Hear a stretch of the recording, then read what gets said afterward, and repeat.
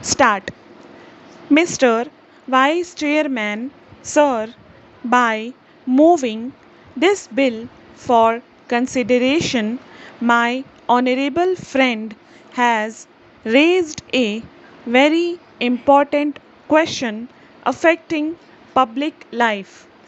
There could be absolutely no matter of doubt that the corruption in public life have become rampant. As a result of this, people in public have become great suspects. In a seminar which I was attending on code of conduct for public men, somebody observed that once a man becomes a minister, occupies a seat of power for generations, his economic problems are solved. It may be an exaggerated statement, but it has been our sad experience that people who have occupied high positions in public life, who have become ministers, members of parliament, or members of legislatures, have overnight become affluent person. This may not be true of all members of parliament. This may not be true of all members of legislatures. This may not be true of all ministers, but quite a large number of them have overnight become so affluent that it becomes really difficult for any man to understand how the man become so affluent. The whole thing becomes a mystery to the common man, and the character and integrity of the person concerned becomes highly suspect. I know, sir, that it would be too much to expect the same standard of public behavior as we had during the days of Ramayana. Those who were in charge of administration, those who were occupying the highest office, put themselves to the highest form of test, the highest form of ordeal.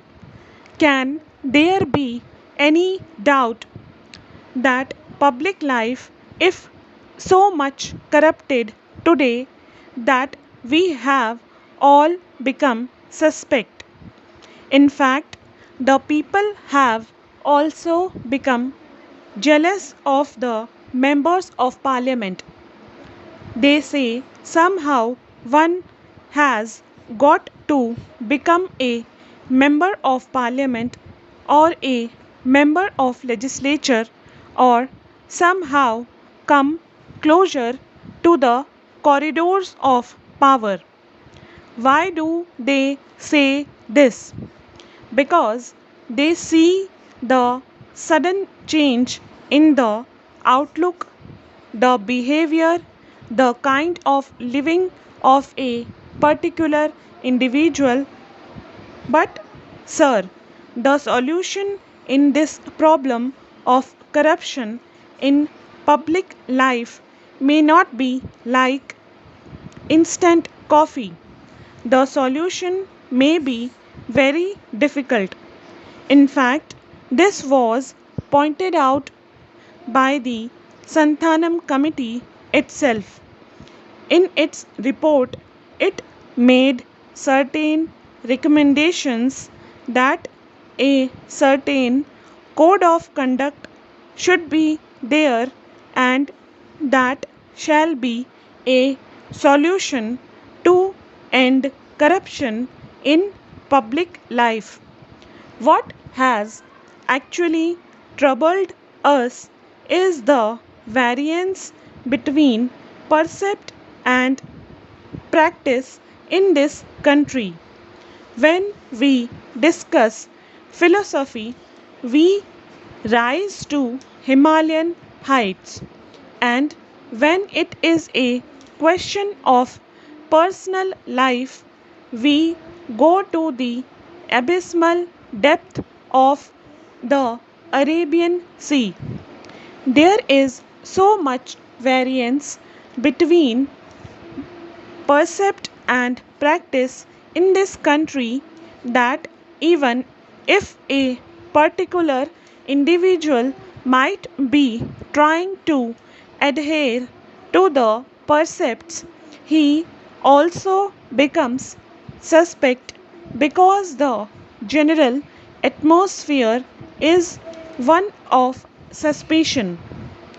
In that context, sir, I feel that something has got to be done to restore the confidence of the people in the members of parliament, in the members of legislatures, and in the ministers.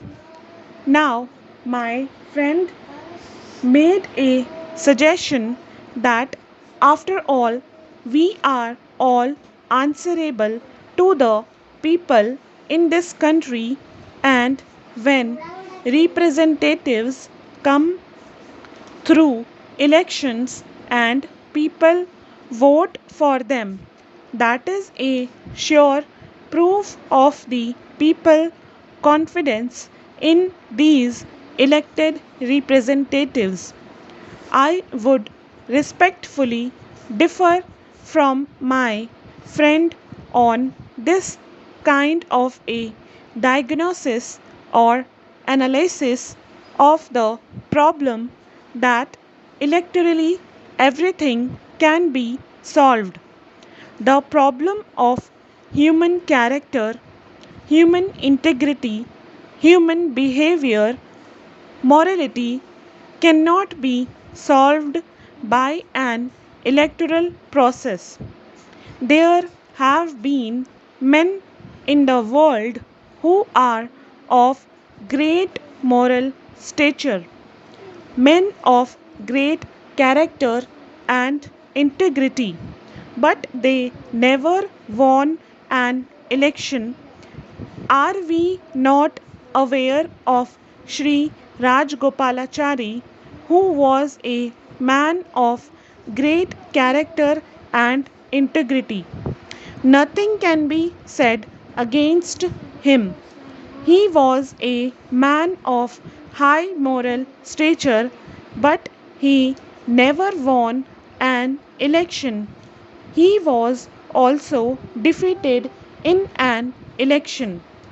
Let us not try to beguile ourselves by saying that by our being electorally established, our character is established, our integrity is established, our moral standard is established. After all, the kind of electoral system that we have in this country itself corrupts the entire political system, the entire politics in this country. How many of us can claim that we limit ourselves to the amount prescribed in the Representation of the People Act when we contest an election? Which member of parliament does not spend above that amount? How many of us file a true return in compliance with the provisions of the Representation of the People Act? Most of the candidates file false returns, and this has been taken as an accepted way of life. Therefore, we should not expect that once it is electorally established that somebody has been elected, he must automatically be deemed to be a man of character, a man of integrity, and so on and so forth. Such a proposition, at least I personally cannot accept it. Stop.